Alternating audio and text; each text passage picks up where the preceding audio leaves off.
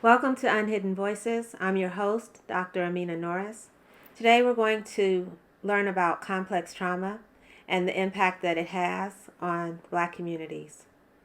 Last night I was watching the news and I saw Wendy's was on fire in Atlanta, Georgia. Atlanta is the cradle of the civil rights movement.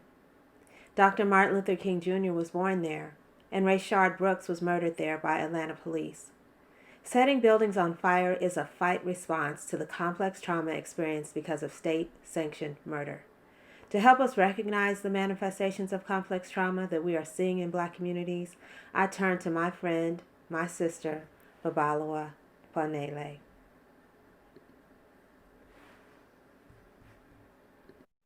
Hello. Sound like Like a song. All right, so I reached out to Sister Babalwa and asked her. We've been talking about this for a long time, and I sent her a text message today. I think it was like 7 o'clock in the morning, and I was like, "The time is now." So I hope I didn't wake you up, but I just was like, we need to start. We need to have this conversation. We've been talking about it forever. And we've been talking about, writing together, and we have a lot of common experiences. And I felt like we just need to get it out there, and no time like the present. So That's right. the first thing I want is for you to tell us about yourself. Okay. Um, my name is Babalwa, actually, and the name, I'll start with myself, meaning my name. Babalwa Kwanele was a name that is from South Africa, and it means someone who's blessed. Ife is love, and Kwanele is a South African expression that says, I've had enough, and I need to change things. And that's what my name means. I am a child of community activists. My mother is a community activist. My father was a civil rights activist with CORE, and did some work with SNCC. And I have to tell us. CORE, Council of Racial Equality, which was back in the 60s. And well, even I think that with him, the late 50s and 60s. And he continued activism all the way through. And he races like that. He's a vet. He was a vet, Korean War. And my mother, the community activist, and she looked at more of the local issues and issues within schools. So I was raised by activists, and my thinking is activism. And my father passed away as a Muslim about 10 years ago. And I converted to Islam, about 24 years ago, 25, something like that. It's been a long time. So, and that has been a core principle to me when I converted to Islam. It was an easier conversion. It was hard in the 10 years struggling, deciding if I was going to convert or not. And once I did, it was like, oh, I was raised like this. So it just went back to my own roots. So that's who I am. And I started out with activism, and I'm framing most of this in activism because I think that's where we're kind of leading into. And I'll tie it together with why I mentioned my father as a vet. I started out with, like I said, with community activism, and then I joined the All African People's Revolutionary Party when I was 15 years old. And I stayed in the party until I was like 23, and then from there formed with a group of other people, the Young Comrades, and stayed with that until it morphed into my moving into the Sabakum movement, where I spent about, I think, almost 20 years of my life within the Sabakum movement. And I'm still an activist to this very day. And I'm a therapist, and I'm a trained therapist, trained specifically in trauma, in multi-generational trauma, PTSD, the whole complex trauma, all of it, and trained in cultural awareness and cultural diversity, and they used to use the word cultural competency, but that's not anymore. It's cultural responsiveness. Me, in a nutshell. And you're a mother and a wife. So tell us about that part of Yes. yourself. That part of myself is that I'm a mom, wife, mom, sister, aunt, cousin, great aunt, daughter, all of those things. I have 3 children who are grown. One is almost grown. I helped to raise a 4th one, the first one. She'll be 27 soon. And yeah, that's me, active mom of, and 2 of my children are males, which is important to say, African American males, and my daughter, and that's important to say too, because it's a lot. It's a lot being a parent now and a parent of Black and brown kids. Yeah. So, do you remember how we met? Yes. Can you tell us? Okay, so this is state-sanctioned violence. You hear that? Yes. That's my alert going off, traumatizing me because mandatory San Francisco citywide curfew beginning Sunday, May 31st from 8 p.m. to 5 a.m. All in San Francisco must stay home during these hours. Only exceptions are first responders, essential employees, people seeking medical attention, and people experiencing homelessness. So if you're houseless, you don't have to stay home. But everybody else is supposed to stay home. This is traumatic. Yes. And this is another reason why I was like, we need to start talking today, because it's not just like, this is just so evident. Like, we're talking about this conversation and this about trauma, and then this freaking buzzer goes off on my cell phone. Yes. All right. And that's traumatizing because it is. And I'm a sister of a brother that's one of the essential workers in San Francisco. You know, and I talked to him briefly today, and he's on his way, you know, to San Francisco. If he's not there already, what about them?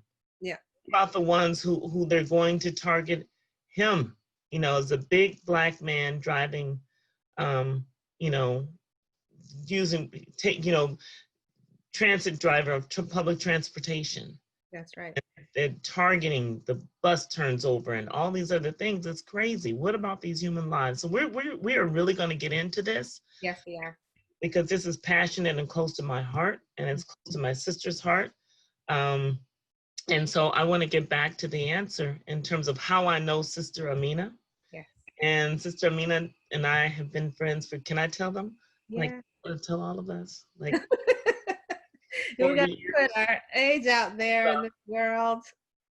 4. A whole lot of years. Yes. 5. More than a whole lot. So, but we were childhood friends. And friends close. I was close with her family and her with mine. And our families just, our paths of familyhoods have woven through the years. Yeah. My brother and her brother were really close. Me with her sister, and with her dad called me daughter. And then both of our fathers rest in peace. And oftentimes people thought that I was his daughter. And they would look and they would think that I was Amina.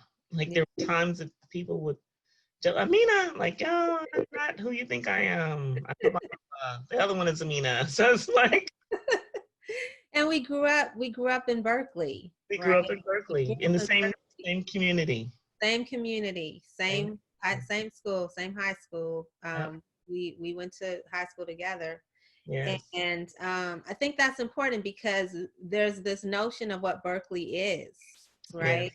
Yes. But Berkeley is not the same for us. It was not the same for us as what, you know, folks might, when you hear Berkeley, you think free speech movement, ethnic studies, think all of those things. And we grew up being very much shaped by the racism and discrimination and systemic discrimination Yes. that's in Berkeley. And Sister Yes. Babalwa, you do your work still to this day trying to address and disrupt the systemic inequities in Berkeley that affect Black people and their lives in that city. So Yes. so let me start by asking this question: how are you doing? I am I am in survival mode at this point. I am I'm hanging on to I love my faith, and my faith is what's keeping me afloat. Mm-hmm. And I'm looking at a lot that's happening around me right now. And at this very moment, I am feeling a sense of urgency is how I'm feeling. You know, when many people ask that question walking down the street, we have an automatic response that we're trained to do and to say as as people. And that automatic response is, "Hi, how are you?" "I'm good. I'm fine. Thank you." Mm-hmm. And the other one is, how's your family?" "Everybody is fine." "How's the children?" "Great." And it is a quick response.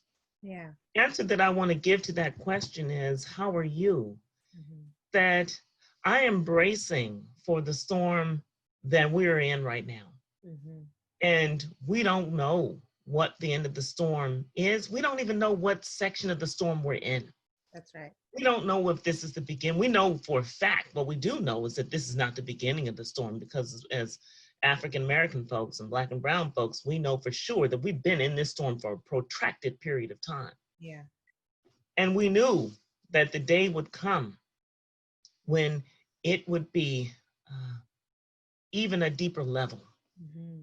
Mm-hmm. And we are there now. We're Yeah. in that space. We're in that space in terms of saying this is that moment that many of us are political activists and trainers and all these things. That has not stopped. And here we are in this cycle that we're heading back into another period of 50s and 60s. So we're looking at the social activism, and we're looking at racism that never went away. Mm-hmm. And so, yes, I'm bracing for the storm, and I have my faith as my armor and the one thing that is truly protecting me and my family.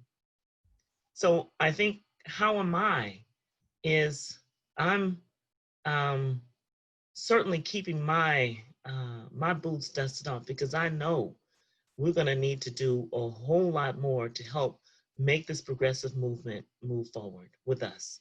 My sister called me this morning, and my only response to you was, yes, it's time. Yeah. And that's where we're at, Mm-hmm. are in the midst of a civil war. That's right.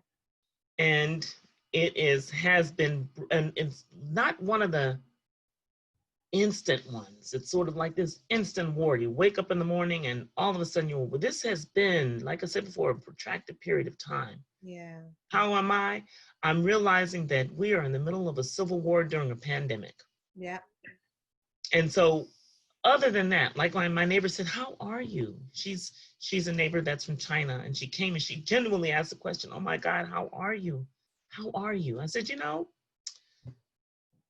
we're in the middle of a pandemic and a civil war, but other than that, I'm fine.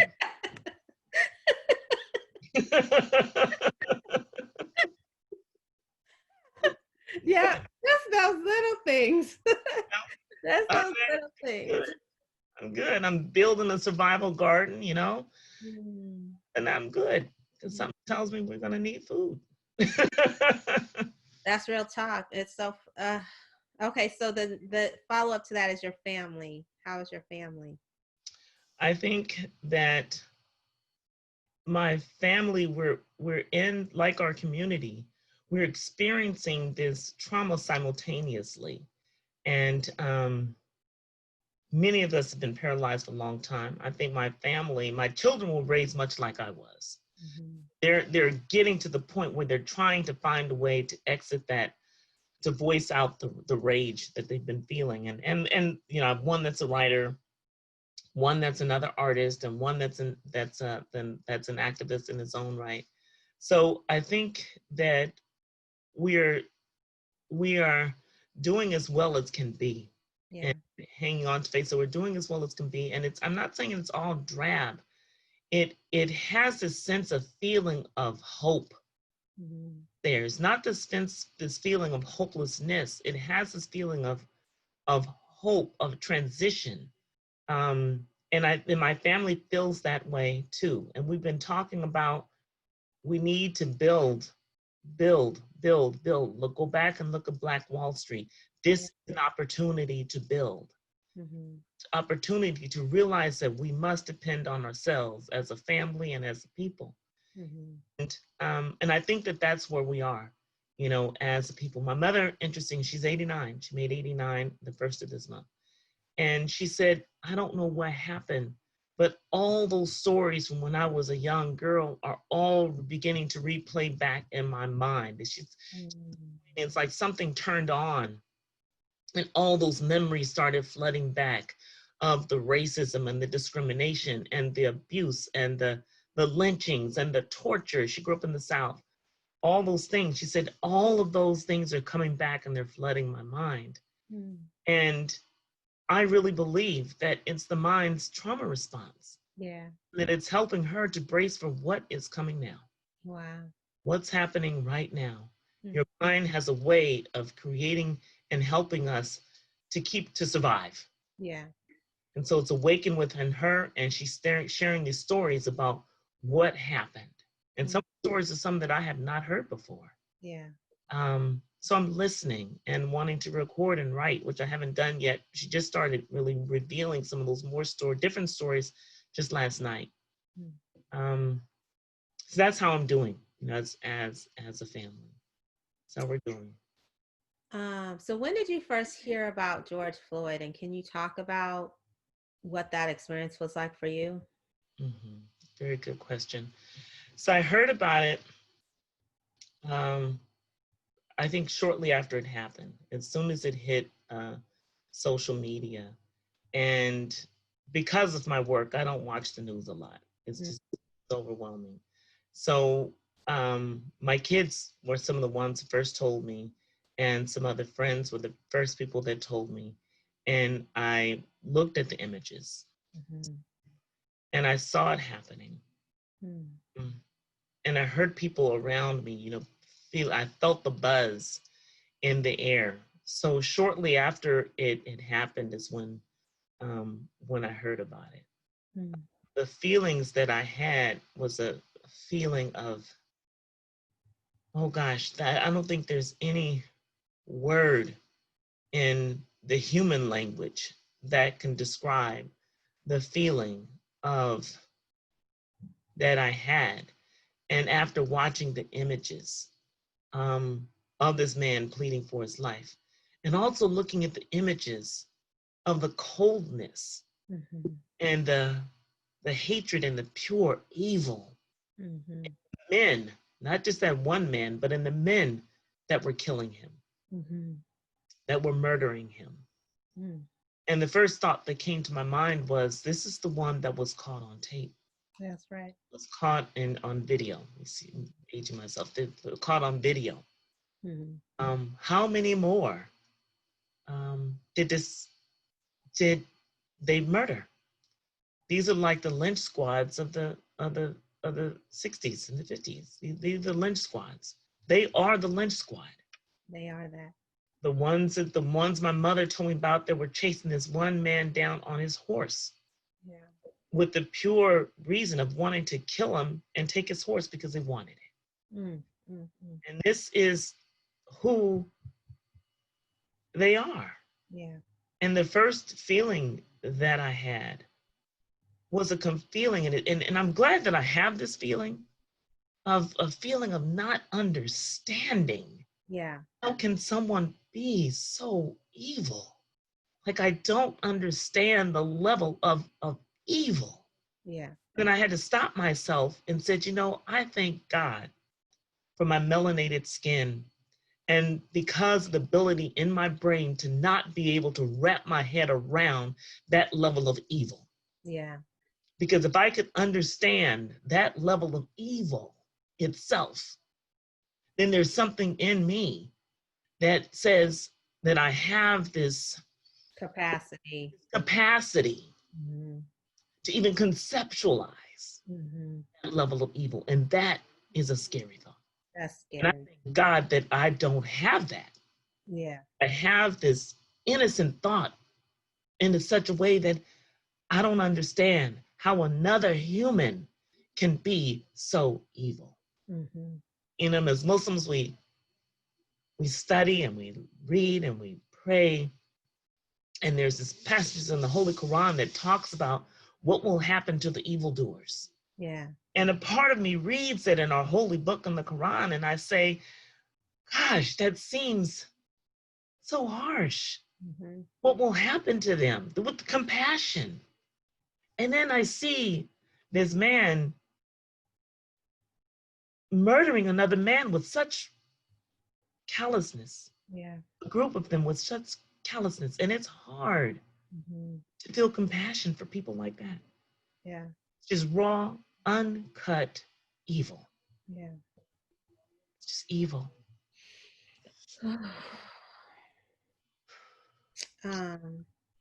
So when did you break down? Mm. I broke down yesterday, day before yesterday, actually. And so this had been happening obviously for a while, for some days since George Floyd was slaughtered, murdered. And I saw this video of this 90-year-old grandmother, uh, outside trying to protect her grandson. And the police still drew weapons on a 90-year-old woman standing over her grandson who had sprawled himself on the grass so the police wouldn't shoot him. And she's waving her hand, asking the police not to kill her grandson. Mm-hmm. And they had no capacity of love, no capacity of feeling, of emotion, of nothing on the falling. And when watching the video, she didn't fall on her own. She fell when they came to rush in. And she became unstable and she fell on her grandchild. Oh my God. That's the day that I broke down. I said that takes evil to a whole other level.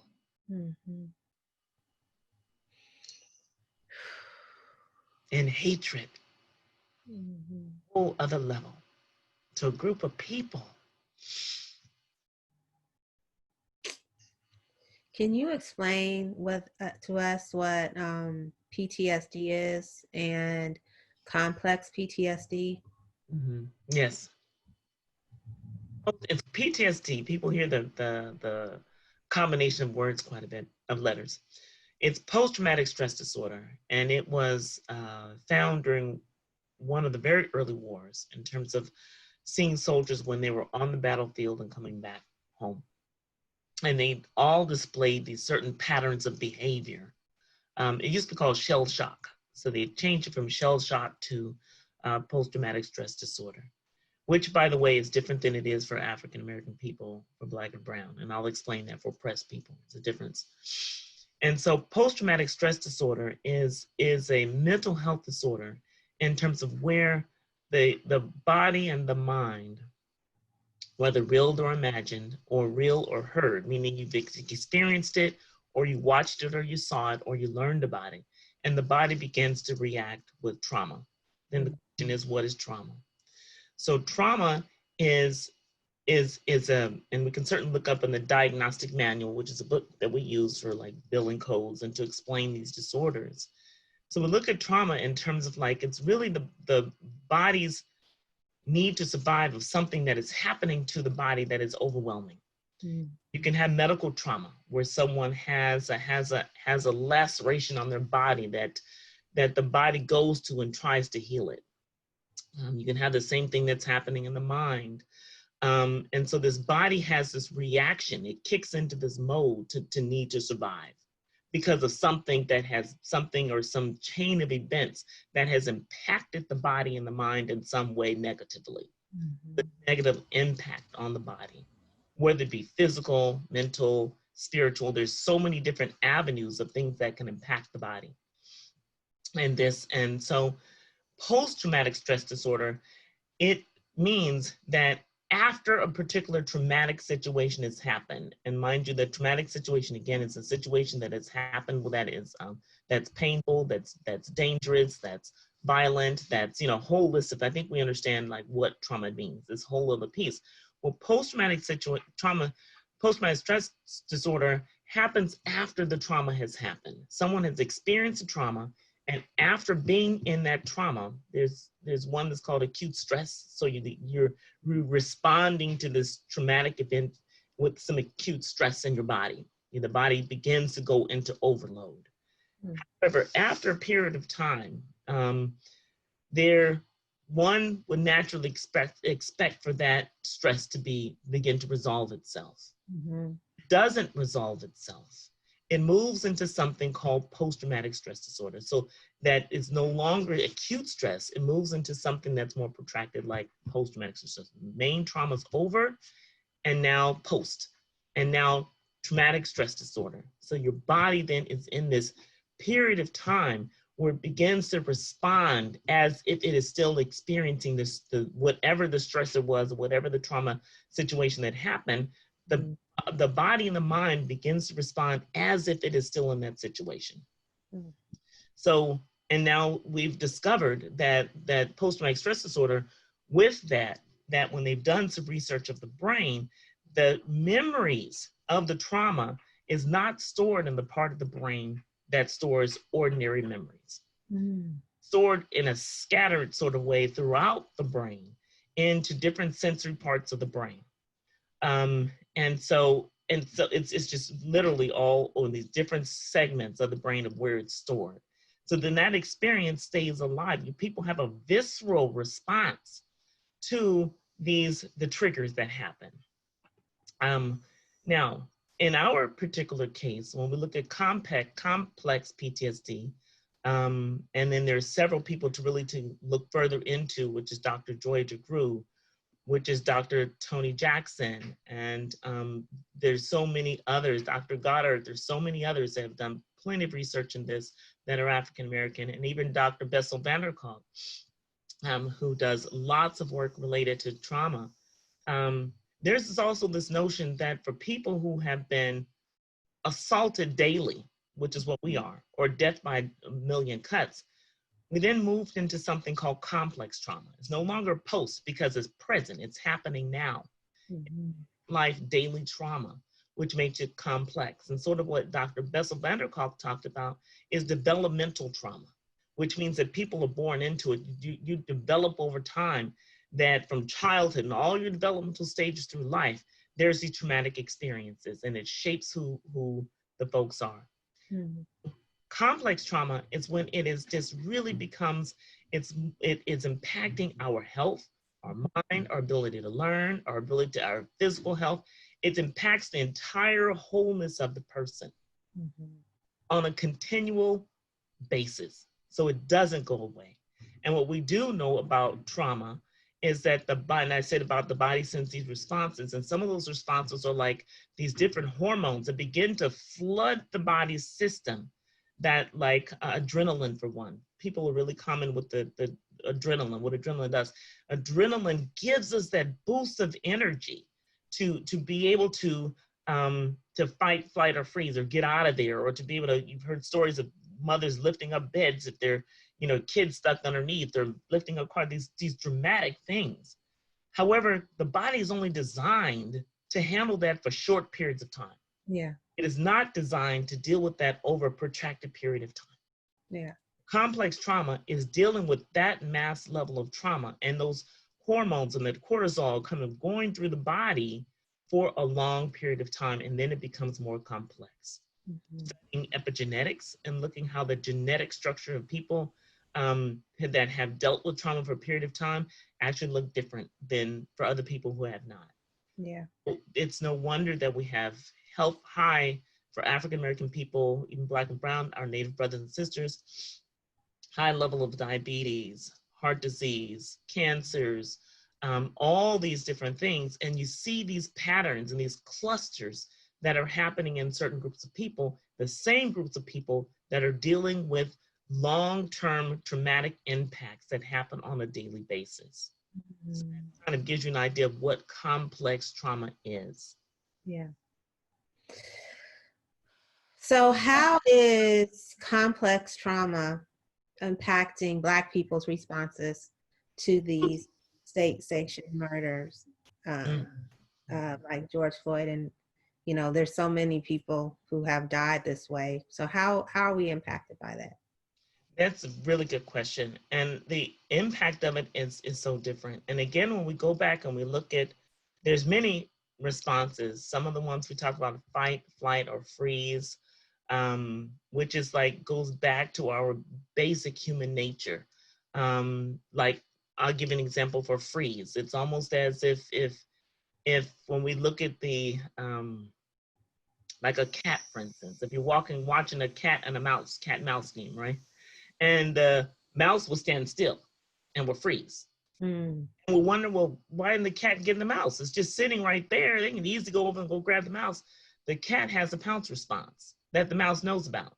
And the mouse knows, if I don't run and if I freeze and stand still, the cat's pounce response is not activated. And so fight, which is what many of us have, that part of it is that it's like we come out fighting, like, okay, there's only one way out of this horrible situation. I need to fight to survive. Yeah. And so what we're seeing in our communities is we're seeing mixed reactions as if you would if you're trying to get out of a trauma situation. So we're seeing some of our people fighting. We're seeing some of our people frozen, paralyzed, because of the protracted abuse that we've been enduring. Some of our people trying to organize, and you see some of our people getting more sick, physically sick, and you see other parts of our people dying. And so we have all these different reactions to what's happening with George Floyd. And one of the other pieces too is this anger response, feeling angry, but not being able to express that anger, to point that anger into the direction of where it needs to go. So sometimes you'll see some of us turning toward those of the closest to us, to each other. And some are confused in terms of like not knowing, that helpless feeling. I don't know what to do. The problem is so massive and so huge. What do I do? Like, I feel helpless. What can I do? And some are retracting inwards to our families. Like, I have to protect my core, my family. Yeah. This intruder may come into my home. And you know what? You're right. Because intruder may come into your home because they want what you have. So, and that's, you know, that's kind of like folks' responses to what's happening. And that's a piece of what happens with the trauma response. And people have gotten to the point, any human will get to the point where they have had enough. Yeah. And once you collect those people, enough Kwanele, you've had enough people to come together and say, we are ready to change things. Yeah. And that is where we're moving towards now. And what does change look like for us is the question. It could be one that is a destructive change, which will only spiral us down, and that is not in our nature, or one that is a constructive change, which is in our nature. And those that are oppressing know that. They know that it is in our nature to turn inwards and to be constructive. Yes. Like we did with Black Wall Street, much like we did many times. It shows our patterns in history that it comes down to it. When we are really pressed in, we will turn together. Yeah. And we will build, and we will grow, and we will be powerful. And we have a whole lot of healing to do, because this trauma, as Dr. Joy DeGruy puts it, has, from enslavement all the way from our transatlantic slave trade, even before then, enslavement, that trauma has been going on generation after generation after generation within the African American. And I believe we're at a point where we're saying, you know what? We've had enough of this. Well, yeah, and you talked about the war, like we're at war now. So, yeah, so then, okay, so that kind of gets to my last two questions. One is about allies, Yes. you know, and anytime you have a war, you have to have allies to help you fight the war, right? Yes. Um, so what should allies do to support us? That's a good question. And allies, remember, first of all, the first thing that allies can do is understand what does it mean to be an ally. Mm-hmm. It does not mean that an ally who's non-African American take the front seat and lead and tell us what we need to do. Tell us what's good for us. That's not an ally. That's an oppressor. that's not what that is. So let's just be clear and understand what an ally is. An ally is someone that is in support of. Mm-hmm. And looking at what is happening to our groups of people and having that sense of empathy, not sympathy, empathy, of understanding and feeling of what's happening to this group of folks and following our leadership and following our directives and telling you as an ally, here's what I need you to do. That's right. And to follow that and to do that. We take the lead, you take the follow, and understanding what your role is. And allies, you also have a responsibility. Those of you who are the white allies, you have a social and moral obligation to go to your own people, your people. You can get into spaces that are all, if it's white folks that are allies, because we have different types of allies. We have allies from our brown community, allies from our native community, we have allies that are all around. And I'm speaking specifically about the white allies. Mm-hmm. And with the white allies, you have a moral obligation and social responsibility when you are in those circles, in those spaces, with people that look like you, that are of your same skin tone, and they're saying things in those communities and in those spaces that are racist, that is oppressive, that is derogatory. It is your job to correct. Mm-hmm. It is your job to teach. Mm-hmm. Your job to educate your own people. Don't come to my people and say, here, I have this, I'm going to teach you how to be culturally responsive. No, you go to your people and help your people understand the plight of what has happened to my people and help them to understand the plight of your own whiteness. Mm-hmm. Look at your own whiteness. What does it mean really to be white in America, historically? And you look at what the historical definition is of to be white. Whiteness is rooted in racism. Mm-hmm. Whiteness is rooted in oppression. And much like Dr. Joyce said, and so many others have said, in order to become white, you had to give up something. You had to give up what tribe you came from Europe. You had to give that up and join this whole group of people who were white, and that whole whiteness is based upon the oppression of others. What happened when that class is no longer oppressed? What happened to those people who stand up and say, no, I'm not going to let you literally put your foot or your knee on my neck of my brother or my sister. Mm-hmm. No, this relationship has got to change. That's right. And you teach your own white people, you are not better than anyone else. You are no better than any other human. That you do not deserve because of your birth. You do not have the birthright to be the one to own and control means of production. You do not have the birthright to say that I deserve more than they do. Mm-hmm. I am better. I am better than they are because I am white. And you know, allies, because my allies have told me and helped to educate me, this is how the thinking is. Mm-hmm. That I deserve what you have. It should be mine. That should not be yours. It should be mine. And white people, white allies, you have the difficult task because working with your own folks, white folks working with white folks, that's hard. Mm-hmm. If you're going to do it a real good job, that is difficult. And we understand the whole piece about white people being cast out by other white people and the fear of being alienated by other white people. And a true ally is willing to take the risk to Yeah. talk to other white people about your born white privilege in your mind, Yes. and to recognize the fact that you have white privilege, irregardless of your class or station in life. Mm-hmm. And that's a reality, that discrimination is real, and that many of times you were giving things, you have unearned privileges. And then many of you who are in the stations, the places that you're at, you didn't get there because of hard work. Yeah. You got there because of the color of your skin. White people who want to be allies, those are the conversations and the education that needs to happen in your community. So let's talk about non-white, let's talk about Muslim allies. Mm-hmm. Yes. What is their responsibility?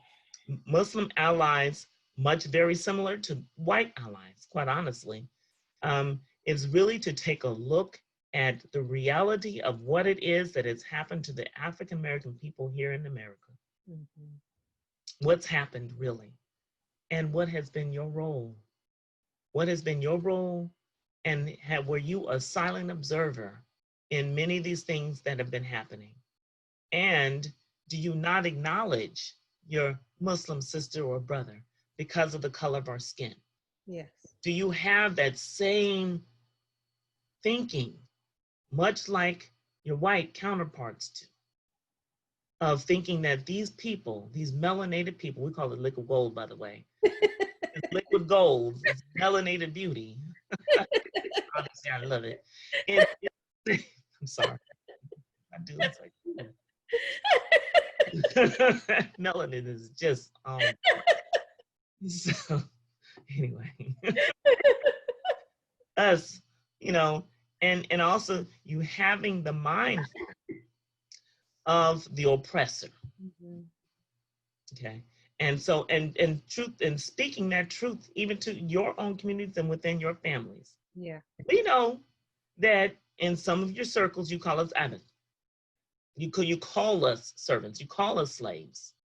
And those conversations have got to stop. That's right. Because if we're really following Quran and Sunnah, then check your Islam. I'm sorry, astaghfirullah. Allahu alam. Check your Islam and that within your family, and that is separate from your culture. You And used two Arabic words just now. oh, You said stop I and did. Allah. So may Allah protect me from that sin. Astaghfirullah. May Allah protect me from that sin of, in terms of looking at our Muslim brothers and sisters, and even our Christian brothers and sisters, because that happens too in the faith-based communities, Mm-hmm. that some don't realize our own implicit biases. And that goes to our allies as well, who think that they don't have these. I don't have a bias bone in my body. Well, first of all, that's the first problem, because yes, you do. Well, I want to also make a distinction, because if you're actually calling someone a slave, abid, because they're Black, that's explicit, right? That's an explicit bias you're showing. That's an explicit bias. Yes, that is. That's racist. That's racist. It So is. let's call it out. That's racist. That's right. And you need to fix that, because that's not an ally. That's a racist, right? Yes. So that is someone who is, but we're talking about the people who have family members who are calling the Black, folks that they know who are either in the Black community and not Muslim, or even the people that are Muslim that are Black, and calling them slaves. Right. Because they've been trained in white supremacy, right, colonial mindset from their home country, that Black people are inferior. So they're not checking those people. Right. Because they believe like, oh, well, it's just a cultural thing to say that. But that's racist, and you need to call them out. If that's your family, and I'm not supposed to be, I'm supposed to be asking you questions. I can't, because this is like, because when we talked this morning, I said, when I said this is the time is now, because part of it is like, nothing's promised. Mm-mm. Right? So we don't, like when you said, I started tearing up because you said our people are dying. Mm-hmm.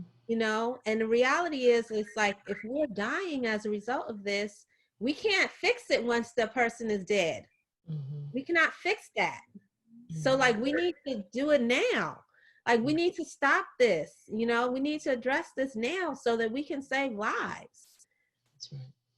So, all right. So which is my last question is, how do we support ourselves?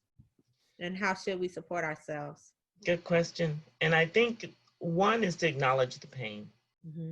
And when we do acknowledge the pain and the challenges and the hardships, we also need to frame our mind to be solution focused.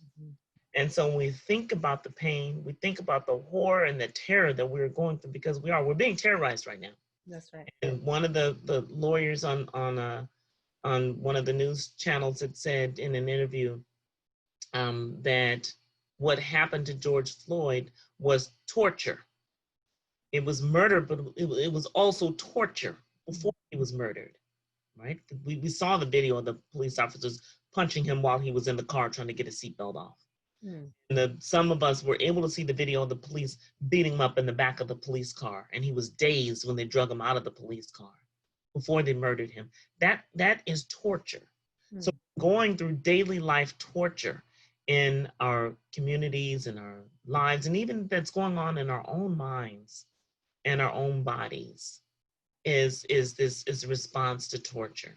So when we think of that, we also need to think about hope and think about a way out. What are some solutions? Find some practical solutions, some things that we can do to collectively move ourselves out of this. So in that solution, when you think of a circle, in a way, and you think of a circle that has all different points, but the main thing is the point in the middle. So it really doesn't matter, and for us as Muslims, that in the middle of that is like, I think of like Hajj, like the holy pilgrimage, and in the middle of that is our Kaaba, right? It's the Kaaba that's there. So no matter which direction you pray, so long as you're facing toward the Kaaba, you can come right, left, south, west, whatever it is. So long as you're facing toward that Kaaba or toward that center point, you are facing in a collective direction. We will meet again. We will meet in the center. So we want to take all of us, every last one of us, to pull through and to make it through this and be sustainable. The key is sustainability. Yeah. Our passions and our emotions and many of these things, certainly they're human and we feel these. The other piece too is that what are some sustainable solutions? No matter how small, and please don't think that something as small as like, making yourself a garden on your front porch that's a sustainable solution. No matter, maybe if that's all that you have and all that you can do, you've done something. You take kids and you help a kid plant a seed in the soil. Even if you're in an apartment building, you have a little plot someplace outside on the front porch or outside of the porch somewhere. Community garden, somewhere, you're planting a seed, you're helping that child to understand where food comes from. Just basic things that are sustainable are some directions that we go to. There's some of us that are political activists that work with political groups and communities. And sometimes those are workable and sometimes they're not. Sometimes they're productive and sometimes they're counterproductive. But we need to look at some things that are going to be productive ways of being. And more than anything is the element of human kindness for our brother and sister that looks like us. To have that aspect, that foundation of that human kindness and understanding that we together will make it through this and we will continue to survive. Let me tell you, scientists to this very day are studying the African American. They can't figure out how in the world are these group of people even still alive? How are they alive? How can anybody survive through that? And I know there are Muslim brothers and sisters and other people who are in war-torn countries around the world. That's the same logic and thinking, like how can they make it through that? So to how do we support ourselves is that we have to have the collective and we need to be healthy ourselves. If we need to just start with you. Eat right to the best of your abilities and best that fits within your means of your financial means, and not exposing ourselves to too much negative media or negative music that is designed by the oppressor to shape the way that we think. Mhm. Wrap yourselves with positivity and take a moment of peace and silence for yourself, and really take really good care of yourself and others that are around you. And know that they say that piece around putting the air mask on, like when you're in an airplane, those of us who have had the fortune to be able to fly before, and they give these directions that, if in the event of an emergency, oxygen, because when pain dips, the oxygen level changes, right? So put the air mask on yourself first, and then the young person next to you next, right? Because you have to be able to save yourself and practice some self-care and selfishness are two very different things. Mhm. And I'm saying to practice self-care and look at that and seek out mental health, seek out counseling, seek out therapy. And it is true that there aren't very many therapists that look like me, look like you. But we can do that, whether it's we form sister circles, so long as when we do that, we're not hashing out and re-traumatizing each other. We get out of that with some solutions, with some feelings. What is it that we can do together that's going to help us heal? And certainly going back to nature, walking, breathing, um, exercising, even if it's just walking around the corner and taking a moment of silence within yourself. So that's some little bits of it in a short, brief answer of some things that we can do. Thank you, Sister Babalwa. Oh, alhamdulillah. Thank you.